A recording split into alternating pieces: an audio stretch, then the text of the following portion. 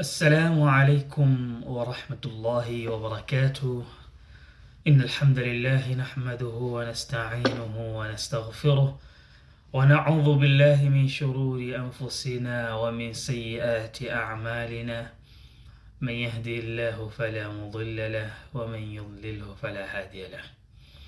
Naam, ndugu zangu, vipenzi vyangu katika Uislamu, tunaendelea na mada yetu adhim. Mada yetu, kumbuka, tunataka kuichambua haya yanayoendelea katika dunia, lakini ikiwa tunatembea na Qur'ani, kwanza tutambue na tuendelee kuichimba zaidi ndani ya Qur'ani. Nadhani tushafahamu kuhusiana na nusra ambayo itakayokuja na Allah subhanahu wa ta'ala. Tumeichambua darasa zilizopita kwamba kuna hatima ambayo Waislamu wote watambue kwamba nusra ipo karibu, lakini sasa tunaanza kuichambua vita ambayo hii inayoonekana katika sura ya kiuchumi hivi sasa, lakini hii vita kwa hakika kabisa itaenda kuangukia katika vita ya kidini. Na mimi na wewe sasa tutasafiri ndani ya Qur'ani kuconnect the dot, ili mradi tuweze sasa kuelewa kinachokusudiwa katika vita hii mpaka mwisho wake utakuwaje. Mimi na wewe tunatakiwa tuingie ndani ya Qur'ani kinaga ubaga, ili mradi tuelewe mantiki ya vita hii na wapi inaelekea na nini kitazuka baada ya vita hii. Sasa kwa hakika kuna mambo mengi ambayo unatakiwa ujifunze na uelewe kupitia darasa hizi inshallah. Leo tunazungumzia kuna mwanamume anaitwa Khurasan, na huenda ikawa ni ngeni kwako wewe. Huyu Khurasan, ama hili neno ama hili jina Khurasan inaweza pia ikawa ushakulisikia pahala, lakini mimi hapa nitaizungumza katika namna tofauti kidogo, ambayo kidogo itakupanua ubongo wako kuelewa kwa kina inapozungumzwa Khurasani inakusudiwa nini hasa. Na licha tukiingia katika vitabu tutaelewa, lakini tutatoka nje ya vitabu, tutasafiri masafa ya mbali, ili mradi uelewe mantiki kubwa na inapozungumzwa Khurasani katika muda huu tuliokuwa nao unakusudiwa nini hasa. Naam, tunaposema Khurasan tuna kwa maana ya lugha tuitafsiri katika namna tatu. Wanawazuoni wao walitafsiri katika namna moja, kwa sababu wakati Mtume Muhammad sallallahu alaihi wasallam anaizungumza habari za Khurasan kwamba litakuja jeshi zama za mwisho, na hilo jeshi litatoka maeneo ya Khurasan. Kwa kipindi hicho Mtume alilocate, yani ali pointi hiyo sehemu Khurasani, si kwamba alipointi sehemu husika, bali ilitambulika Khurasani ya zama hizo ilikuwa ni maeneo ya Mashariki ya Kati, kwa hivi sasa Iran, Afghanistan, Uzbekistan na nchi kama 6 au 7 kama sikosei, sehemu hizo ambazo hiyo sehemu kwa kipindi hicho kihistoria ilikuwa inatambulika ni Khurasan. Kwa hiyo hata masahaba radhiallahu anhum ingelikuwa si rahisi kuuliza Khurasani ipi, kwa sababu tayari wao kwa kipindi chao wanatambua kwamba Khurasani ilikuwa ni hapo. Ni leo mimi nikikwambia kutatoka jeshi na sehemu ya Marekani, wewe hutauliza maswali mengi, moja kwa moja utalocate kwamba Marekani inayojua kwa kipindi chetu hichi Marekani ni sehemu fulani. Lakini tutambue kwamba Mtume Muhammad sallallahu alaihi wasallam anapozungumza huwa hazungumzi kwa matakwa yake, anazungumza wama yantiqu anil hawa in huwa illa wahyun yuha. Hakuwa anazungumza kwa matakwa yake, isipokuwa kila anachokizungumza kinakuwa ni wahi kutoka kwa Allah subhanahu wa ta'ala. Sasa Inawezekana ikawa hili neno Khurasani kalitamka, lakini likawa lina maana pana zaidi ya ile location ambayo kwa kipindi kile ama kwa zama za Mtume Muhammad sallallahu alaihi wasallam kwa masahaba ingelikuwa si rahisi kuambiwa na wakaelewa. Lakini hebu tuingie tukapanue zaidi ufahamu na kuelewa kwa kina Khurasani lina engo ngapi, Khurasani lina maana gani, alafu mimi na wewe sasa tujiulize, je, limekusudiwa Khurasani gani? Naam, kwanza tukiangalia wanazuoni wameifasiri, kwa sababu mtume alivyotaja Khurasan masahaba hawakuuliza sana, tayari walikuwa wanatambua Khurasani inajulikana ni sehemu gani. Lakini pia ilikuwa imewekwa kama imehang, yani imening'inizwa neno Khurasan, watatoka watu Khurasani watakuwa wameshikilia bendera nyeusi, ambayo hiyo bendera nyeusi itawakilisha kwamba wao wanaenda kupigana na Mayahudi, na baada ya hapo ushindi utakaopatikana itakombolewa Yerusalem ama Jerusalem, na hapo itaenda kupelekwa kwa Imam Mahdi kwa baadhi ya riwaya. Sasa hii ni hadithi ambayo ni sahihi kabisa, na imetabiriwa kwamba hilo jeshi litakuja. Kabla ya kukuja Imam Mahdi, basi kuna prosesi ambazo hilo jeshi litakuwa lina harakati ya kupambana na Myahudi, na Myahudi atapigwa vibaya sana. Sasa tukiangalia vita baina ya Iran na Myahudi, hapa sasa ndo nimekuja ili mradi tuliweke sawa, na nitaingia katika engo ya Qur'ani na tutaangalia katika namna mbalimbali, ili mradi mimi na wewe tuingie katika tafakur mbalimbali. Naam. Tukiangalia Khurasani kwa maana ya kwanza imetafsiriwa kama ni kihistoria, yani maana ya kwanza kihistoria. Lakini tukiangalia neno kilugha, ama Khurasan limetoka kwenye neno Khurayan, yani kwa lugha ya Kiajemi inatambulika kwamba ni sehemu ama linapochomoza jua, yani kwa maana linapochomoza jua huwa ni mashariki. Siku zote jua linachomoza mashariki na linazama magharibi. Kwa hiyo maana ya pili kilugha ni sehemu inayochomoza jua, ndiyo maana Khurasani imeitwa mashariki ya kati ama imeitwa mashariki, ambayo hiyo kwa kilugha inatambulika kwamba sehemu inayochomoza jua. Kihistoria ni sehemu hiyo ambayo ilikuwa inatambulika, lakini kilugha ni sehemu inayochomoza jua.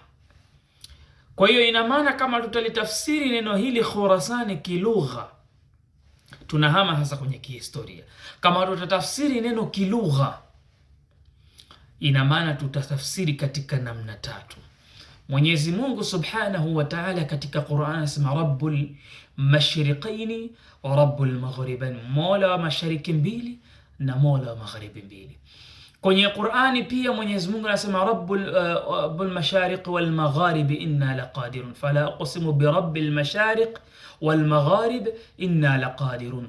Mwenyezi Mungu anaapa na mashariki ya mbali na magharibi ya mbali, hiyo ya pili. Lakini Rabbul Mashriqi wal Maghrib, Mola wa mashariki na Mola magharibi. Ina maana hapa kuna mashariki na magharibi, kuna mashariki ya mbali na magharibi ya mbali, na kuna mashariki mbili na magharibi mbili. Kwa tunapoizungumza Khurasani kilugha, utambue kuna namna tatu. Hili jeshi kama Mtume Muhammad sallallahu alaihi wasallam alilitamka na likawa limetamka kwa kiungu, basi lisiwe located katika kihistoria peke yake. Yani tuvuke sasa katika tafakur, tuvuke katika mipaka ya kuwaza, kwa sababu tupo katika zama ambazo Qur'ani na hadithi tuitafsiri sasa kulingana na zama zetu, kwa sababu ndio tunakutana nalo.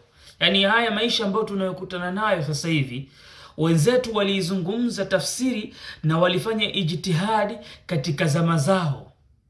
Lakini leo tukiangalia tafsiri yetu na zama zetu, hebu tuingie kwa upana kuichambua neno Khurasani kilugha.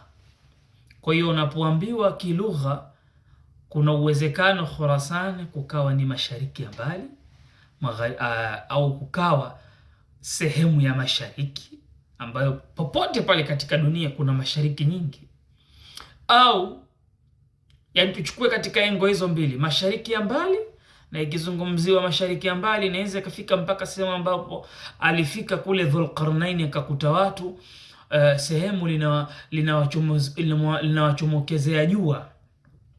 Kuna watu walikuwa wanaishi sehemu ambapo jua linachomoza na sehemu ambapo jua linazama. Kokote alifika huko, kule unatambulika kama ni mashariki ya mbali. Kwa ukizungumza jeshi kutoka Khurasan, ukiiweka katika engo ya kilugha, si kihistoria. Wanawazuoni wameiweka katika kihistoria. Ukizungumza kilugha, ni jeshi hili linawezekana likatoka katika mashariki yoyote. Lakini maana ya tatu ni kiroho. Yani tukizungumza neno kiroho, sasa hapa ndo tunakuja kuidadavua kwamba inapozungumzwa Khurasani kwa maana ya kiroho, ili mradi tuweze kuingia katika engo mbalimbali, lazima tucheze katika namna tatu: kihistoria, kilugha na kiroho. Hii maana ya kiroho, maana yake ni nuru inapochomoza, yani sehemu inapochomoza nuru, aidha nuru ya Uislamu, nuru ya imani, popote inapochomoza, ndiyo maana ya kiroho. Kwa hiyo popote ambapo inapochomoza nuru ya Uislamu, nuru ya kiimani, basi hii tutaiita Khurasani kwa maana ya kiroho. Nadhani hapa nitakuwa nimeeleweka. Lakini pia tuanze kuchambua hasa, kuna bendera nyeusi ambayo hao watu watakuja nayo. Hiyo bendera nyeusi ambayo hao watu watakaokuja nayo, kwa lugha ya kileo, tunapoizungumza bendera tunazungumza the identity nation. Yani unapochukua bendera ukajifunga nayo, ama ukachukua bendera ukawa unatembea nao, mtu anatambua kwamba wewe unatoka katika nchi fulani kwa sababu ya bendera ulioibeba. Au kama utakuwa unaenda kupigana vita, kuna wengine wanachukua bendera, au kipindi cha Mtume Muhammad sallallahu alaihi wasallam, bendera imeandikwa la ilaha illa Allah Muhammadur Rasulullah. Pale tayari inawakilisha ni kundi la Waislamu ambao lina ujumbe kupitia ile bendera. Kwa hiyo hata kipindi cha Abbasid, kuna ukhalifa ambao ulipita huko nyuma, Abbasid, walikuwa walipambana na walishika bendera nyeusi kipindi cha Abbasid na Umayyad. Hichi kipindi hichi cha ukhalifa huu, kipindi hichi cha utawala huu, kulikuwa na vita ambayo ilipigana. Hiyo vita Waislamu walitoka na bendera nyeusi. Kwa hiyo kutoka na bendera nyeusi, na kuna kuwa na makundi mbalimbali ambayo toka ilivyotambulika hiyo hadithi, basi watu wakiwa wanapigania Uislamu huwa wanakuja na bendera nyeusi. Haimaanishi wao sasa wanapokuja na bendera nyeusi wanawakilisha kitu, bali kwa kuwa wao wanaona kwamba ni pati ya ukombozi ambao Mtume Muhammad sallallahu alaihi wasallam aliutabiri kuja. Kwa hiyo wanapokuja wanaharakati huwa wanachukua ile bendera nyeusi wakiitakidi kwamba wao huenda ndio wakawa ndo wale Khurasani ambao kila zama huwa inatokea hiyo. Yani kila zama wanatokea hao, wanapoona sasa kuna utawala wa kidhalim na kuna harakati ambazo zinaenda kupindua ule utawala, basi linazuka jeshi, na lile jeshi kwa kuwa wanataka kuvaa ile Khurasan, basi wanachukua ile bendera ya bendera nyeusi na tunaona hata Afghanistan ukiangalia huwa wana bendera nao nyeusi, huwa wanaitakidi kwamba wao huenda ndio wale Khurasan. Nadhani nitakuwa nimeeleweka hapo. Lakini sasa hapa kuna pointi kubwa ambayo nataka ujiulize. Hivi kwa nini bendera nyeusi Mtume Muhammad sallallahu alaihi wasallam kaitaja kwamba hawa watu watakuja na hii? Lazima itakuwa imebeba ujumbe. hawa wanaokuja kupambana wanaichukua hii bendera nyeusi kama hadithi ilivyokuja, wana include kwamba sisi tunaweza tukawa pati ya Khurasan, tunapambana kwa sababu huenda sisi ni Khurasan, kwa sababu ilishatabiriwa kwamba kuna kundi litatoka maeneo ya Khurasan. Kwa hiyo kundi hilo likitoka maeneo ya mashariki popote, huwa wanabeba bendera nyeusi wakiitakidi ni wao. Hiyo ni pointi ya kwanza. Lakini mbona kama hii Black Standard ambayo inaonyesha hii bendera nyeusi ambayo inaonyesha kwamba hawa watu watakuja kama ni harakati fulani, ambayo hii bendera nyeusi itakuja kama kuwakilisha kitu, kama tunavyosema bendera inapokuwa inachukuliwa inakuwa ni identity society, yani inatambulisha jamii fulani au inatambulisha kitu fulani kwamba watu wamebeba kama ujumbe. Lakini hapa watu wanaichukua kama kuchukua part ya ile hadithi, si kwamba wanabeba ujumbe. Hii identity ambayo watakao kuja nao, hii Khurasani wa kweli hasa ambao watawapiga Mayahudi, ni kana kwamba watakuja na ujumbe, kama kutakuwa na harakati ambazo ile bendera nyeusi itawakilisha kile wanachokifanyia, wanachokipigania, au itawakilisha jamii fulani. Sasa hapa ndo tunaingia katika milango ya tofauti. Jamani, hapa tunajaribu kufungua akili. Mtu asininukuu vibaya kwamba anaongezea baadhi ya mambo. Tunafungua akili. Ukiwa unaganda tu kwa maneno ambayo alipita punda na ukachukua alipita punda, bado hujafungua akili. Alipita punda kivipi? Yani chunguza, na maneno ya Mwenyezi Mungu na mtume wake huwa hayagandi katika maana moja. Mwenyezi Mungu Subhanahu wa Ta'ala katika Qur'an anasema huwa alladhi anzala alayka alkitaba minhu ayatun muhkamatun hunna ummul kitab wa ukhra mutashabihat. Katika Qur'ani, katika kitabu hichi Mwenyezi Mungu alichokiteremsha, anasema Mwenyezi Mungu kuna aya kaziteremsha miongoni mwao ni muhkamat, ni aya za msingi, hunna ummul kitab. Hizo ndo aya za msingi ambazo katika Qur'ani ukisoma hizo zinaeleweka kwamba huu ni msingi wa Qur'ani. Mfano watu kufunga, kusali, hizi tayari zinakuwa ni aya za msingi. Lakini wa ukharu mutashabihat, kuna aya nyingine zinakuja zina maana zaidi ya moja. Hapa kwenye aya zaidi ya moja ndo kunazaliwa sayansi. Kwenye aya zaidi ya moja ndo kunazaliwa elimu mbalimbali. Aya moja inafungamana na elimu mbalimbali. Kwa hiyo mtu anapokuja na kusema kwamba hapana, mtume hajasema hivi, kasema hivi, wewe unapingana na hii aya ambayo Mwenyezi Mungu amesema hunna ummul kitab wa ukharu mutashabi. Zipo aya, na ndiyo maana kuna hekima kubwa sana ya Mtume Muhammad sallallahu alaihi wasallam, hakuandika hii Qur'ani kwa mkono wake. Laiti ingelikuwa ameandika kwa mkono wake, ingelikuwa ni haramu kwa mtu mwingine yoyote yule kuiongezea kwa chochote katika kutafsiri ama kuidadavua katika upana wa tofauti. Leo Qur'ani mwanzoni haikuzungumzwa kuhusu sayansi, lakini leo maeneo ya Misri kuna wanawazuoni wakubwa wanaizungumza, tena wakubwa sana, wanazungumzia sayansi ndani ya Qur'ani. Hayakufundishwa kipindi cha Mtume, lakini leo inajifunua kulingana na teknolojia ilivyofika. Tunaiona teknolojia na tuna uwezo wa kurelate katika Qur'ani. Mbona hichi Mwenyezi Mungu kakizungumza? Mfano hizi ndege ambazo mnazoziona drones ambazo watu wanapigana za mabomu, imetoka katika suratul Fil, alam tara kaifa fa'ala rabbuka bi ashabil fil. Wale ndege ambao walikuja kudondosha vijinga vya moto kwa lile jeshi ambalo lilikuja jeshi la tembo, wale ndege waliodondosha vijinga vya moto, wale ndege ndio sawasawa na leo unavyoona ndege zile drones ambazo zinachukua makombora, ni ile ambayo ilitumika katika Qur'ani, teknolojia. Kwa hiyo teknolojia hii ile imetolewa ndani ya Qur'ani, ni mfumo ambao Mwenyezi Mungu Subhanahu wa Ta'ala aliuweka ndani ya Qur'ani na wanadamu wanauiga.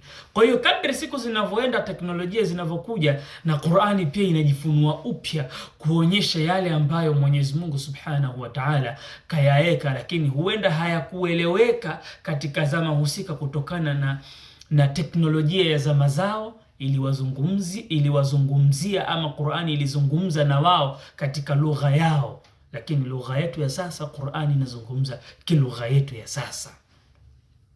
Kwa hiyo tukirudi katika zama zetu hizi sasa, leo tunapobeba bendera huwa tunawakilisha kwamba tunatoka jamii fulani au huyu anatoka wapi. Hii ndio maana halisi ya Black Standard ambayo hao watu watakao kuja kubeba bendera hiyo. Lakini sasa tujiulize swali la msingi. Ikiwa Khurasani ni kihistoria na tukailoketi katika sehemu ya Iran na viunga vyake, wao watabeba bendera nyeusi, watawakilisha nini na hali ya kuwa wao ni weupe? Yaani wao ngozi zao ni Waarabu, wengine ni Waajemi.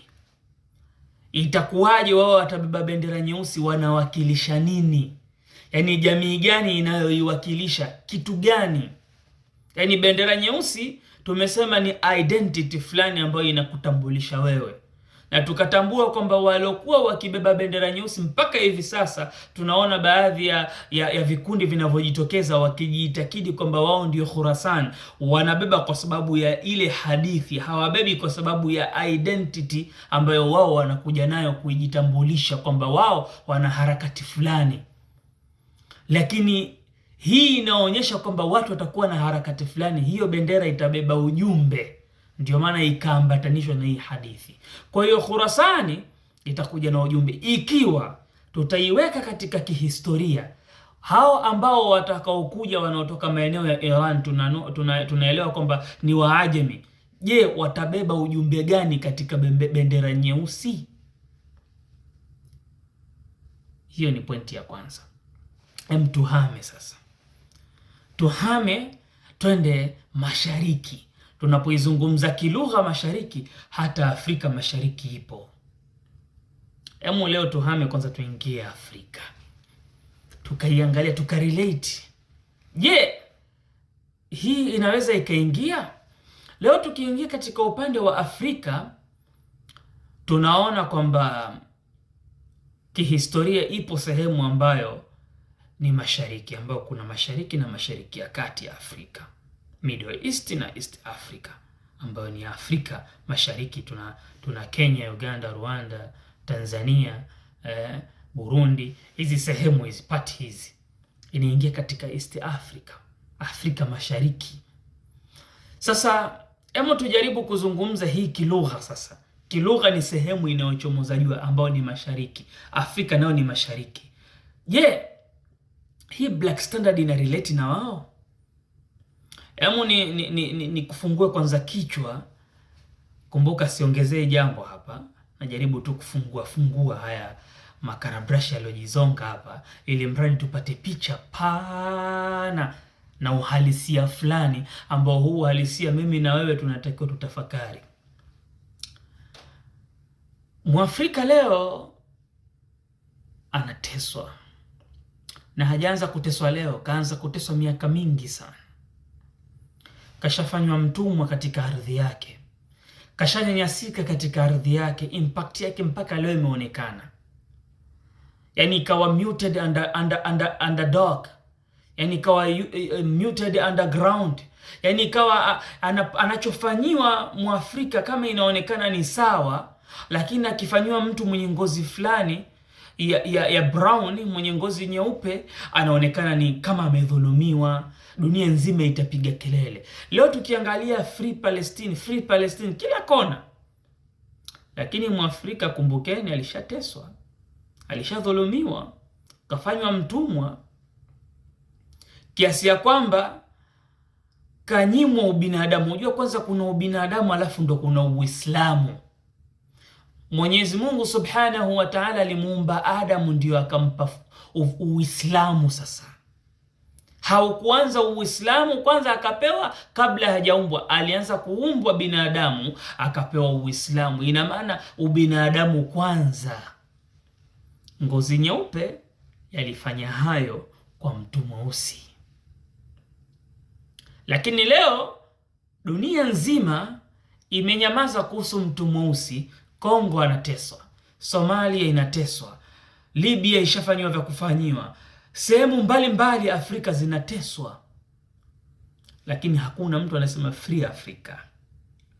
Kwa sababu gani? Ni mtu mweusi. Lakini anapoteswa mtu mweupe mwenye ngozi nyeupe, free Palestine, free Palestine. Kila mtu dunia nzima, mpaka baadhi ya Waafrika wanasema tuiache free Palestine. Lakini dunia ilikaa kimya wakati Mwafrika akiteswa. Kuna nchi sehemu ya Japan huko ilipigwa bomu la nyuklia, na mpaka leo wanatoka vizazi ambavyo kidogo vina hitilafu katika DNA zao. Wanalipwa nasikia, lakini Mwafrika halipi kwa alichofanyiwa. Kwa sababu gani? Ni mtu mweusi. Sasa mtu mweusi ni kiumbe ambaye ananolewa kisirisiri. Yani Mwenyezi Mungu Subhanahu wa Ta'ala ana kanuni yake ndani ya Qur'an. Sasa hapa naingia ndani ya Qur'an. Sasa baada ya kukutengenezea picha, naingia ndani ya Qur'an. Mwenyezi Mungu Subhanahu wa Ta'ala katika suratul Qasas anasema, wa nuridu an namunna 'ala alladhina istud'ifu fil ard wa naj'alahum a'immatan wa naj'alahum alwarithin. Mwenyezi Mungu ana kanuni yake ndani ya Qur'ani.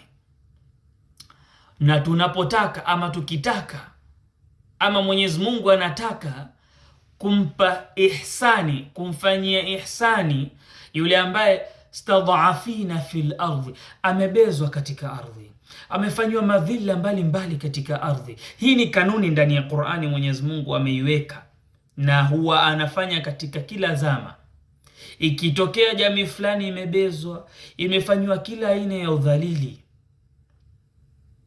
stadhafina fil ard naj'alahum a'imma, tunabadilisha sasa. Mwenyezi Mungu anamfanya yule aliobezwa kuwa kiongozi, wanaj'alahum alwarithin, na anamjaalia kumrithisha mamlaka.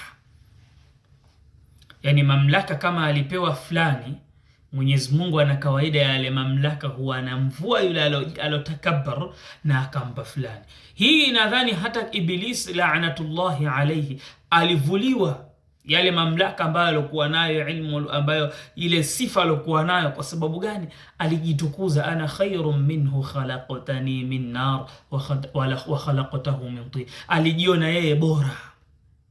Kitendo cha Mwafrika kunyong'onyezwa, discrimination ikawa kwake, humiliation ikawa kwake, kila kitu kikawa kwake, akadhalilishwa katika namna tofauti. Mpaka leo inamwagwa damu kisa tu watu waenjoy, wastarehe. Leo Afrika inamwagwa damu kisa watu kuna madini ambayo wanayataka wakatengeneze simu. Katika starehe zao wanahiari watoto wa Kiafrika wamwagwe damu, lakini hakuna mtu anayezungumza. Yani free Afrika hakuna mtu anayezungumza, lakini free Palestine kila mtu anaona kwamba wale wanadhulumiwa, lakini Mwafrika kimya. Afrika ni yatima katika dunia. Mwafrika ndiyo yatima katika dunia ambaye hana baba, hana mama. Lakini tukiangalia dunia nzima, sehemu ikiguswa tu sehemu ya watu weupe, kila mtu dunia nzima atapiga kelele, wameonewa.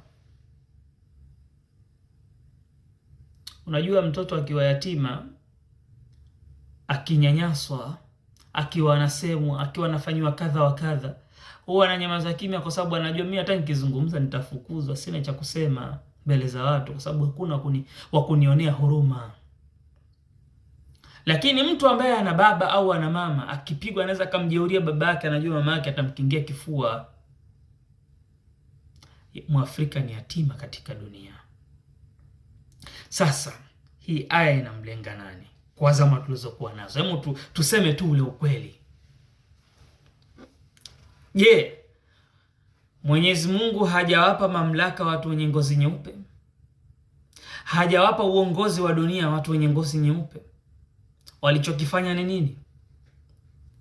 Nakuuliza wewe sasa na mimi tushirikiane. Walichokifanya ni nini?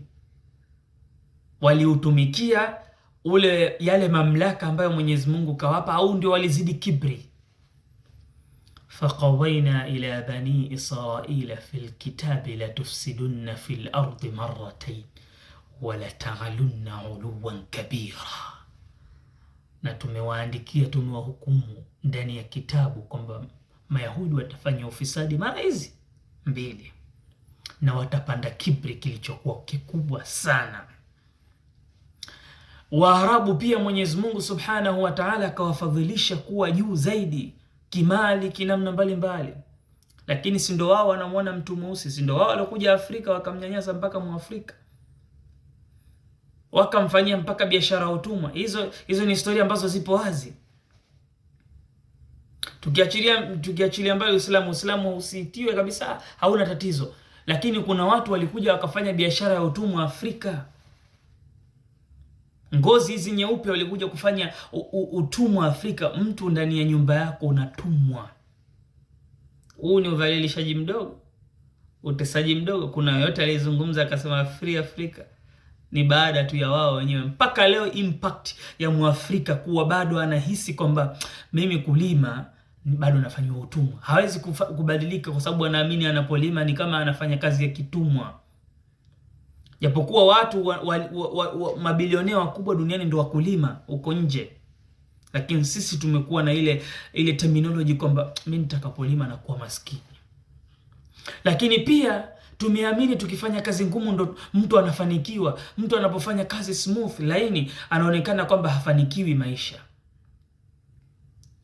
Yote hayo yanakuja ni kwa sababu Muafrika katengenezwa, kaathiriwa kisaikolojia ile hali ilomkuta.